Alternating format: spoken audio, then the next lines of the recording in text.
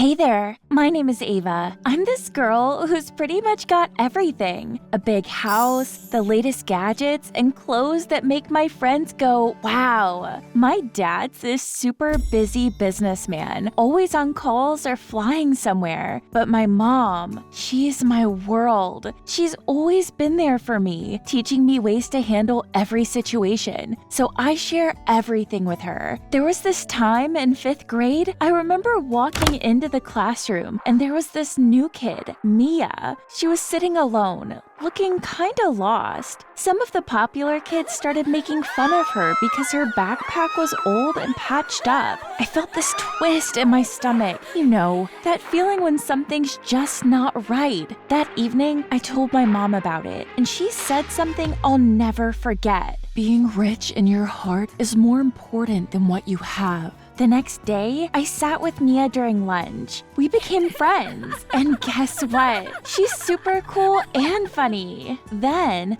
there was this other time in middle school. Our class had this project, and the teacher said, "Bring an object from home, everyone." I brought my dad's old camera. It's like a vintage treasure. But then, I saw Eric. He didn't bring anything. Kids started whispering, saying his family couldn't afford stuff. I felt that twist again. Mom's words echoed in my head. After school, I asked Eric if he wanted to team up with me for the project. We worked together and aced it. He's into photography now, thanks to that old camera. But the difference between right and wrong was blurred out in my life. And if you want to know how that happened, stay tuned and don't forget to hit that like button and subscribe. So my high school life was like living in a bubble. I dated a couple of guys, but all the conversations were, "Ava, did you hear about that latest car?" Or, "Hey Ava, did you see my new virtual reality headsets?" So we broke up as there was no real connection. But let me tell you about my real escape. The coffee shop down the street from my house. This place was my sanctuary, my little corner of the real world. And then there was Tyler, the guy who makes coffee and serves with a smile to everyone. He was different, you know? Every time I walked in, he'd greet me with this knowing smile and says, "I will make your favorite drink, a royal ruby raspberry cream frappuccino," without me even asking. One day, I walked in, rain-soaked from the unexpected downpour outside. Tyler handed me a towel along with my frappuccino and joked, "Looks like you swam here today." I laughed, drying off my hair. He came close to me, fixed my hair, and in that moment, we felt a deep connection. One afternoon, I was trying to tackle a particularly tough math problem and must have been frowning at my textbook. Tyler slid a cookie onto my table, saying, "I think your brain needs extra fuel." I smiled, grateful. "Thanks, Tyler.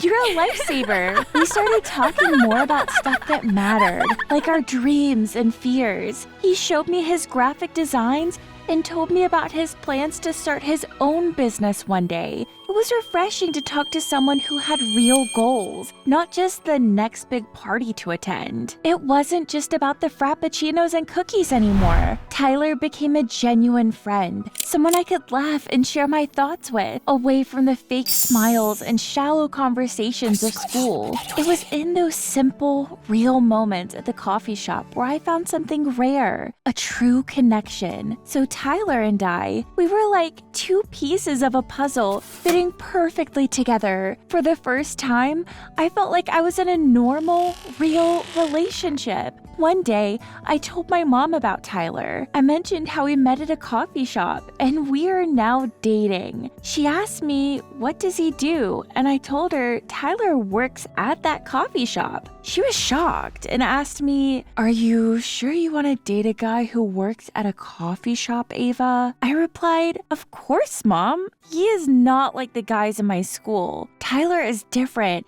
and very hardworking." She quickly said, "If you are happy happy, I am always happy for you. One day, back at school, I met Ethan, the new guy in our class. Picture this: tall, charming, every girl's dream guy, and he was super rich, too. We hit it off and started chatting. Despite his looks and wealth, Ethan was down to earth and genuinely nice. We started hanging out, started going to movies together, even spent an evening at the gaming arcade a few times. In my head, we were really good friends, and one day, on our drive back from the movies, he held my hand and stopped the car, looked into my eyes, and confessed, "I really like you, Ava." I was shocked and told him, But I have a boyfriend, Ethan, and his name is Tyler, and I really love him. Ethan was cool about it. I get it, Ava.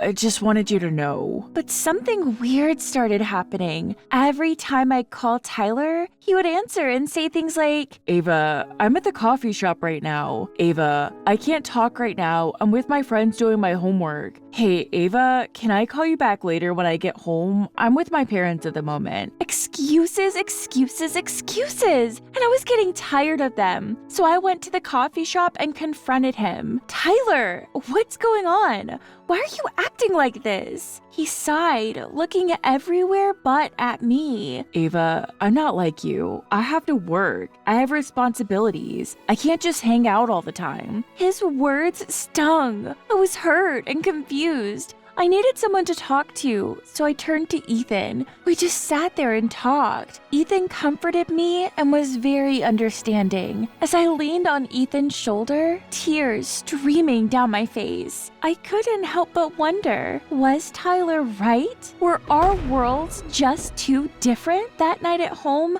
I poured out my heart to Mom about Tyler. She listened, her expression filled with concern. "Ava, maybe it's for the best to not worry too much about Tyler. The differences in your backgrounds are quite vast," she said gently. "But Mom, I really care about him," I protested, feeling a tight knot in my chest. She paused, then added, "Ethan might be a better match for you, Ava. He's from a similar background, and he even proposed to you." And she walked out of the room. I nodded, half convinced, but something nagged at me. It hit me like a bolt of lightning. Wait, I never told Mom about Ethan's proposal. How did she know? I thought, puzzled. The next day at school, I found Ethan by his locker. "Ethan, can we talk?" I asked, my voice tinged with urgency. "Sure, Ava. What's up?" he replied, looking surprised.